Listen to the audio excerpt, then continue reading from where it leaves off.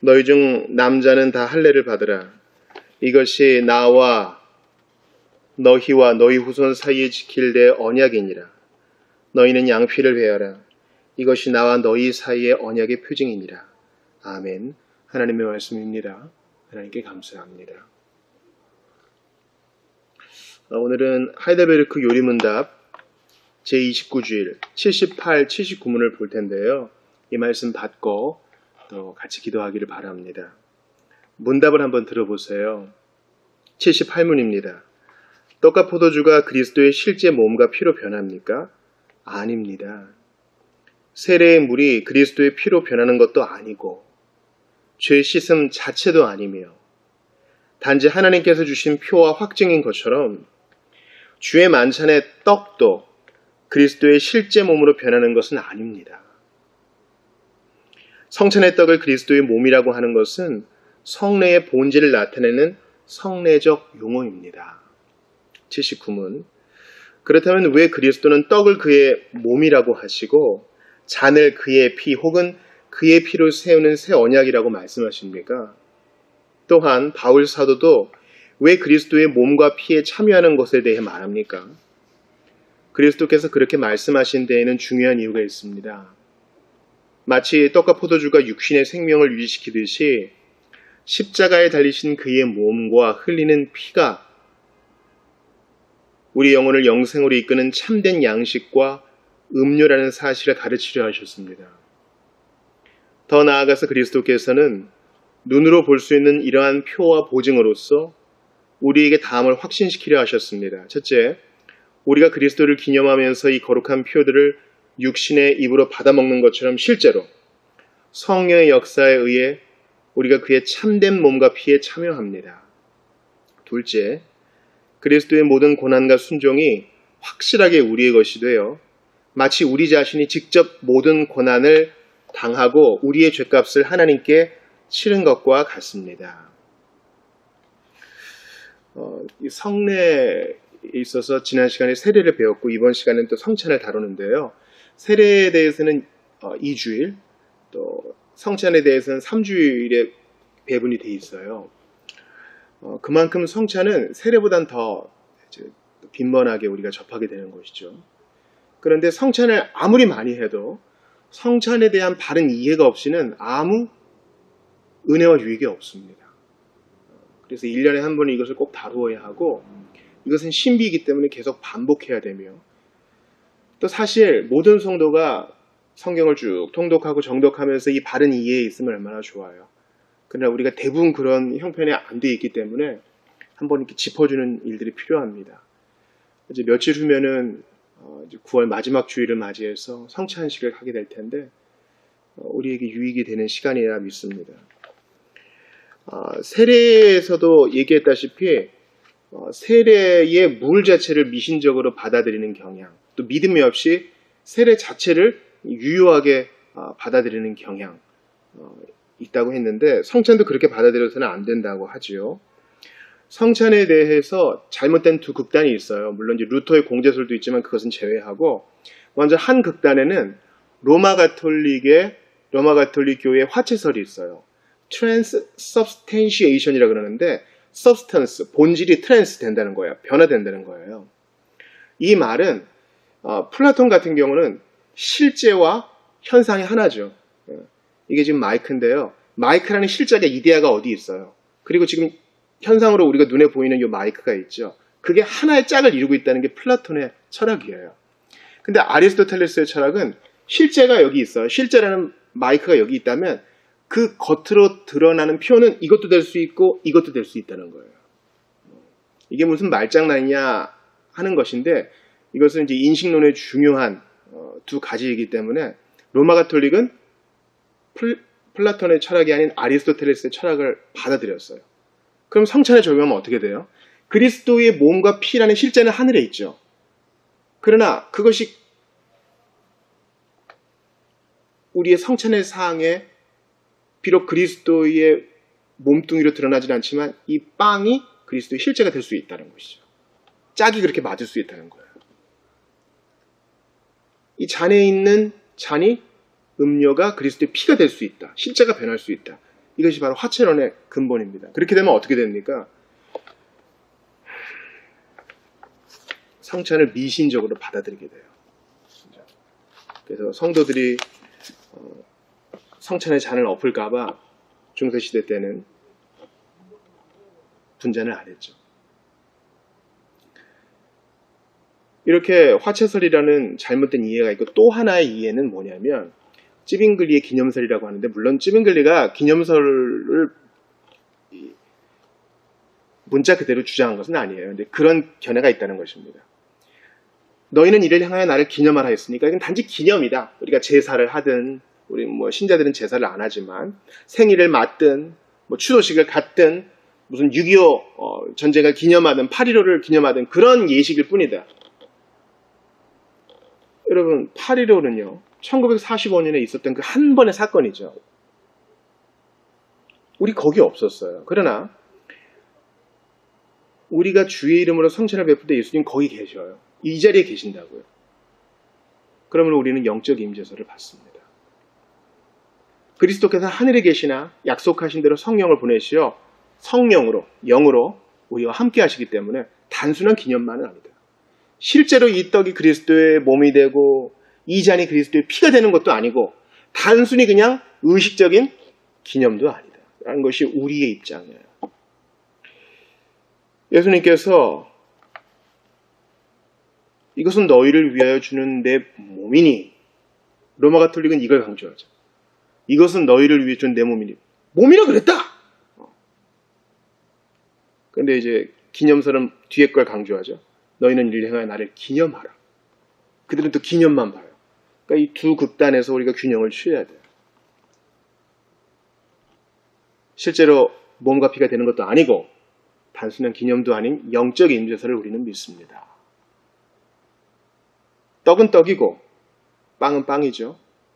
또 포도즙은 포도즙이지만 그게 바뀌는 것도 아니지만 우리가 주의 명하심을 따라 말씀에 의지하여 성령께서 함께 하심을 인지하면서 나아가면 반드시 은혜가 있다는 것을 우리는 기억해야 할 것입니다. 그러면서 78문에서는 이것이 바로 성례적 용어라 그래요. 그렇다면 왜 몸을 의미한다, 몸을 상징한다 하지 않고 이는 내 몸이니 왜 그랬습니까? 여러분, 예수님께서 나는 양의 문이니 그러셨어요. 예수님이 실제로 문이세요? 이건 비유적 표현이죠. 성례적 용어도 성례전적 용어도 마찬가지예요. 이것은 나의 몸이니 할 때 실제로 예수님의 살덩이가 아니라 몸을 상징한다는 것을 우리가 신약성경의 표현을 통해 알 수 있잖아요. 나는 선한 목자다 그럴 때 예수님이 실제로 몸에 양똥을 묻히면서 양을 치는 목자가 아니잖아요.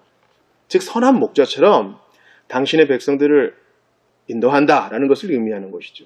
나를 믿는 자는 그 배에서 생수가 흘러넘치려 그럴 때 실제로 우리 배가 갈라져서 물이 나옵니까? 비유적 표현이죠. 비유적 표현을 해석할 때는요, 우리가 당신은 참 충무공처럼 충무공과 같습니다. 이럴 때 충무공과 똑같은 키, 충무공과 똑같은 외모, 충무공과 똑같은 학식 이런 걸 갖고 있다는 뜻이 아니죠. 당신은 충무공 같습니다 할 때 전술이 좋다거나 용맹하다거나 그거를 얘기하는 것이죠. 즉 비유적 용어, 성례전적 용어가 바로 비유적인 표현인데 비유적인 용어는 한두 가지의 특징만 표현하는 것이지 전부를 다 아우르는 게 아니에요. 이것은 내 몸이니 무슨 뜻입니까? 하나의 빵에서 뜯어가지고 우리가 먹는 것처럼 그리스도께서 자신을 우리에게 내어주셨다는 걸 의미하잖아요. 십자가에서 못 박혀서 자신을 우리에게 내어주셨다는 거 아니겠어요? 우리가 한 덩이에서 먹었으니 우리는 한 가족이 한 지체란 거 아니겠어요? 그러므로 성례전적 용어라는 것을 우리가 마음에 새겨야 되겠습니다. 주님께서 당신의 몸을 고기로 먹으라 하지 않으시고 빵을 사용하라고 하신 것도 이해할 필요가 있어요.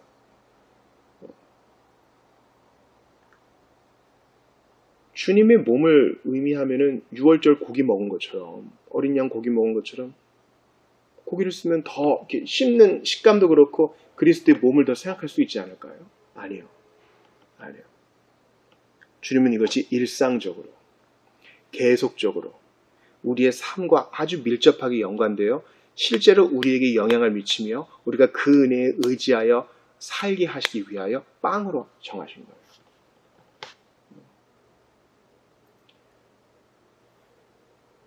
주님께서 우리에게 일상의 은혜를 더해 주시기 위하여, 즉 우리의 모든 필요를 채워주신다는 것을 우리는 성찬을 통해서 깨닫게 되는 것입니다. 제가 79문의 답을 한번 읽어드릴게요. 마치 떡과 포도주가 육신의 생명을 유지시키듯이 십자가에 달리신 그의 몸과 흘리신 피가 우리 영혼을 영생으로 이끄는 참된 양식과 음료라는 사실을 가르치려 하셨습니다. 여러분, 먼저 그 나라와 그의 의를 구하라. 그리하면 이 모든 것을 너희에게 더하시리라. 라는 약속이 참 우리에게 달아요. 아멘 하고 우리가 받습니다. 근데 자주 의심해요. 이 모든 것을 진짜 더할까? 예수 믿으면 진짜 재정이 채워질까? 예수 믿으면 진짜 살아갈 용기가 생길까? 예수님 믿으면 낙심해서 다시 일어날 수 있을까? 예수님을 믿으면 이 병중에 누워있는 상황에서도 소망을 붙들 수 있을까? 우리는 의심해요. 그래서 주님은, 잘 들으세요, 눈에 보이는 말씀을 주셨어요. 성찬을 우리에게 허용하신 이유는 귀로 듣는 것 너무 좋지만 그것만으로는 부족할 수 있어. 연약한 우리를 위해, 연약 깨달음이 더딘 우리를 위해서 주님이 허락하신 은혜의 수단이에요. 성례의 물을 촉감으로 시각으로 보게 하시고, 성찬의 떡과 잔을 맛보고 촉감으로 느끼고 받고 입에 넣고 씹어 삼키고 맛보는 이 과정을 통해서 예수께서 내 모든 필요를 채우신다. 내 영의 필요뿐만 아니라 정서적 필요, 내 몸의 필요까지 채우신다. 언제까지? 천국에서, 그 영광의 나라에서 어린 양의 혼인잔치를 직접 해설해 주실 때까지 채우신다. 광야에서 헤맸던 이스라엘 백성들 말 안 들었다. 우리 알고 있잖아요. 그런데도 주님이 만나를 주셨으며 그 신발과 그 의복이 헤어지지 않게 하셨어요. 싸우는 전투에서 승리하게 하셨습니다. 패역한 백성들도 주의 언약 까닭에 그렇게 보호를 받았거든. 더 좋은 언약, 새 언약의 백성인 우리에게는 주님이 얼마나 더 잘해주실 거예요. 이게 성찬을 통해 우리가 깨닫는 거예요. 아, 내가 지금 받아든 이 떡과 내가 지금 마시는 이 잔은 분명히 내 몸의 일부가 될 거 아니에요. 내게 양분을 주고 내 몸을 이룰 거 아니에요. 예수님이 자신을 내어주어 이렇게 하셨으니 우리가 이 떡과 잔을 계속 먹고 마실 때마다 더욱더 주님과 연합하게 되어 난 모든 필요를 체험받게 된다. 주님의 몸은 참된 양식이요 주님의 피는 참된 음료라는 것을 우리에게 가르쳐 주십니다. 야, 내가 너한테 내 자신을 준다. 가장 좋은 선물을 바라느냐? 나는 내 자신을 너에게 준다. 이 말은 뭐예요? 그 사람의 가진 재산, 그 사람의 가진 유산, 그 사람의 가진 장기가 다 나를 위해 쓰일 수 있다는 거잖아요. 여러분, 우리는 두려워요. 내가 잘할 수 있을까? 잘 버틸 수 있을까? 도망가고 싶고 이 모든 것을 리셋하고 싶은 마음도 있고요. 한숨만 나올 때도 있습니다. 오늘 금요일인데요. 우리 마음이 되게 취약해요. 내가 들었던 이 모진 말 한마디로 우리는 마음이 무너질 수 있어요. 그리고 삶이 꼬이고 꼬여. 내가 원하는 대로 안 돼. 그리고 문제가 한두 가지 있는 게 아니라 여러 가지가 중첩되어 있어서 이 상황에서 예수님을 제대로 신앙한다는 게 막막할 때가 있어요. 예전에 우리가 삶이 단순할 때는요, 예수 믿고 내 삶을 거는 것이 조금 더 쉬웠던 적이 있었던 것 같아요. 우리가 학생 시절이나 또 부모님의 보호 아래 있을 때에는 주님을 섬기고 평생 살 수 있을 것 같아. 그런데 점점 책임이 늘어나요. 내가 돌봐야 될 사람들과 일들이 있어요. 직장도 있고요, 자녀도 있어요. 참 만만하지 않아요. 옛날에는 그냥 성경 보고 기도하는 게 늘 그냥 당연한 것이었는데 이제는 그런 시간 빼는 것도 쉽지 않아요. 내가 잘 못하는 것 같고 그래도 주님은 말씀하세요. 나는 기꺼이 나 자신을 너에게 내어준다. 네가 손에 받아든 이 떡과 네가 손에 받아든 이 잔이 그것을 확증한다. 아버지께서 아들을 내어주셨으니 무엇을 더 아끼겠느냐. 구하라. 담대하게 구하라. 그러니까 우리가 눈치 보는 자녀가 아니라 하나님 앞에 담대함을 얻어 더욱더 연합하여 주님께 나아가게 되는 거예요. 성찬은요, 긍정의 성찬이에요, 여러분. 잘 기억하세요. 성찬은 긍정의 성찬이라고요. 목사님이 한 주일간 준비하라 그래서, 자신을 돌아오며 준비하라 그랬어. 그러면 그것이 이번 한 주간 정말 특별히 말씀 받는 주간에는 그냥 살고, 성찬 받는 주간은 큰일 나. 벌 받을 수 있어. 이때는 한번 긴장해서 죄 안 지어야지 하고, 성찬치 끝난 다음에 나머지 또 3주는 또 마음대로 살 거란 말이에요. 그런 거 아니에요. 성찬은 긍정의 성찬이에요. 자기를 돌아보란 말은 나를 돌아봐봤자 좋은 거 없거든요. 선한 거 없어요. 이 기간에 고난주간처럼 무슨 금식하는 것처럼 부정타지 않게 죄짓지 않게 조심해. 그런 의미가 아니라고요. 나를 돌아보란 말은 내 안에 선한 것이 없음을 받아들이고 그리스도를 암기하라는 뜻이에요. 예수님 말씀하시잖아요. 수고하고 무거운 짐 자들아 다 내게로 와라. 나에게 오는 자는 내가 결코 내어주지 아니하리라. 그러므로 우리가 완벽해서 성찬의 식에 나오는 게 아니에요. 성찬의 이 테이블에 나오는 것은 주님밖에 없습니다. 나도 내 자신이 마음에 안 들고 마귀도 참소하고 세상도 유혹하고 나 자신도 내 꼬라지를 압니다. 그러나 십자가밖에 내가 의지할 것 없어 나오니 나를 받아주십시오. 여러분, 우리가 한때는 주님 정말 고생시킨 양이었잖아요. 막 무리를 이탈하고 99마리 양들은 다른 목자에게 맡겨놓고 보통 목자들은 같이 움직였으니까요.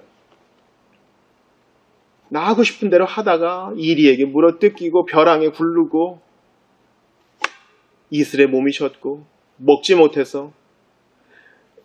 여러분, 제가 해외 뉴스를 보니까 방임된 양이 나오더군요. 방임된, 그러니까 돌봄받지 못하는 양. 양이 얼마나 취약해요. 그러니까 양털이 누가 관리를 안 해주니까 산처럼 쌓여가지고 이게 양인지 알아볼 수가 없어요. 얼마나 무거웠겠어요. 비로소 이제 구조가 돼가지고 양털을 밀어주니까 깔끔하게 됐어요. 그러니까 새하얀 양이 아니죠. 회색빛, 검은빛.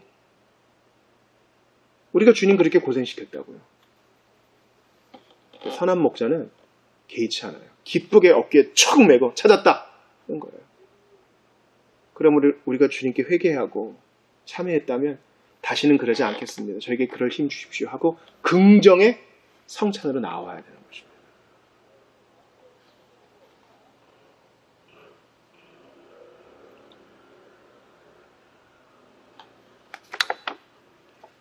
제가 여러분께 오늘 창세기 17장을 읽어드린 이유는요. 창세기 17장에서 이 할례, 이것도 이제 구약의 성례였죠. 할례를 얘기할 때 성례전적으로 얘기해요. 자, 보세요. 너희 중 남자는 다 할례를 받으라. 이것이 나와 너희와 너희 후손 사이에 지킬 내 언약이니라. 할례가 언약이래요. 이거 기억하시고, 그 다음에요. 너희는 양피를 베어라. 이게 할례죠. 이것이 나와 너희 사이의 언약의 표징이니라. 앞에서는 할례가 언약이라고 그러고 뒤에서는 이것이 언약의 표징이라 그래요.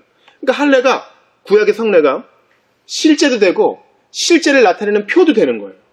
뭐야? 이렇게 표현할 수 있는 이유는 뭐예요? 성례전식 용어이기 때문이에요.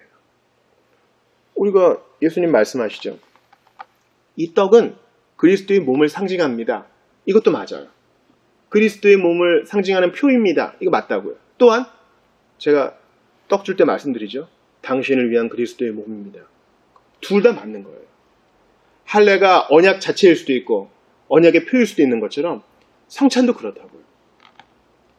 그러니까 가볍게 기념으로만 생각할 거 아니에요. 실제로 성령으로 함께 하신다. 이 무거움을 가지고 약속을 깊이 받아들이며 더욱더 거룩하게 살기 원합니다. 뜨거운 열정으로 주님 앞에 나아가야 돼요. 여러분, 우리가 이런 사랑을 받았는데 함부로 살 수 없잖아요. 포기하지 않는 사랑을 받았는데 나도 포기할 수 없잖아요. 주님이 죄 가운데 빠진 인류를, 얼마나 복잡해요. 다 자기 갈 길로 가는 거야. 죄 지어가지고. 주님께 안 오고 다 자기 길로 가는 거야. 그냥 싹 밀어버리면 깔끔하지 않을까요? 그런데 회피하지도 않으시고 도망가지도 않으시고 자기를 내어주세요. 자기를 내어주는 방식은 몸을 찢고 피를 흘리고 죽음의 잔을 마시는 방식이에요. 6월절 어린 양처럼요. 고된 세상길, 광야길을 가는 우리가 주님의 만나를 받고 반석에서 터져나오는 물을 마십니다. 우리 그런 존재예요. 우리는 그들보다 더 나은 언약의 수혜자이니 쫄지 말고 도망가지도 말고 신세한탄하지도 말고 자기 연민에 빠지지도 말고요. 믿음으로 나아갑시다. 나를 위한 피요. 나를 위한 몸의 찢김이었습니다. 나를 기억하사 참으셨고 나를 기억하사 견디셨습니다. 나를 기억하사 말씀을 기억해내셨고 나를 기억하사 부활의 첫날 새벽 무덤을 뚫고 나오셨습니다. 그러므로 이러한 은혜를 받은 우리가 어디 가겠어요? 자신을 주신 주님 앞에 더욱더 엎드러져 주님 저 여기 있습니다. 도망가지 않겠습니다. 주님 앞에 갑니다. 믿음으로 성찬의 장에 나오는 것처럼 성찬의 테이블에 나오는 것처럼 주님 앞에 나옵니다. 제 빈손을 채워주십시오. 견딜 힘을 주십시오. 지혜를 주십시오. 순례의 길 가는 거 쉽지 않습니다. 믿음을 주십시오. 꺾이지 않는 믿음을 주십시오. 이렇게 간절히 기도하며 나아가는 여러분 되시기를 주의 이름으로 축원합니다.